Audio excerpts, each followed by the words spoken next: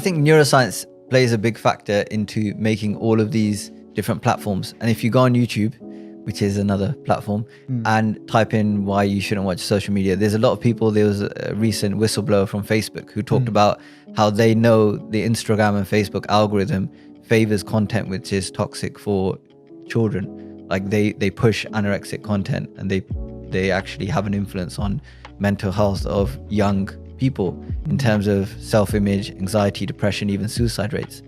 So unfortunately, it's something that I think we have to live with, social media.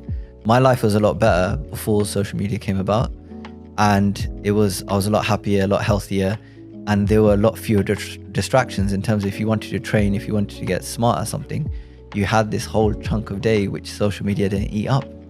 So personally, I think it can be used positively and leveraged like you guys at Basics are doing.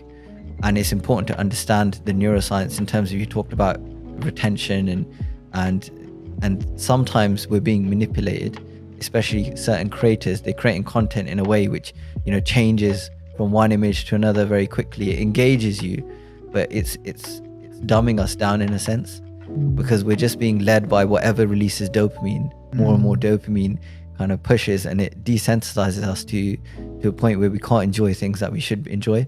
So one research that I was looking into found that a like on Instagram creates the same amount of dopamine release as cocaine does, or similar amounts, just slightly less. So you think if you're in a place where you're posting things for likes, and I'm actually guilty of it myself, but if you're posting things for likes and you're looking for validation externally, then one, you're not living your life. You're holding up a camera to try and capture all these moments to make other people envious.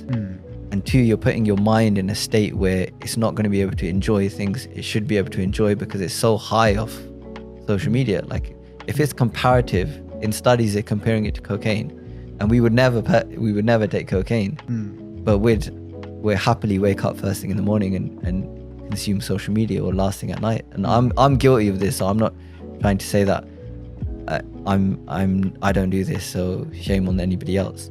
But I think it's important to have that awareness that you talked about earlier, where Guru Sahib said that person had awareness of his thoughts. So I think it's important for us to have awareness of the impact social media is having on us and how much we want to let it. So maybe we have the guidance is, in terms of from behavioral scientists, that we have some kind of boundaries around our use. So maybe we think, okay, from 12 p.m. to 8 p.m. I'll go on social media if I want to, but actually outside of those hours I'm gonna turn it off or uninstall it. I have to physically uninstall it to stop myself from habitually clicking on Instagram. I do the same.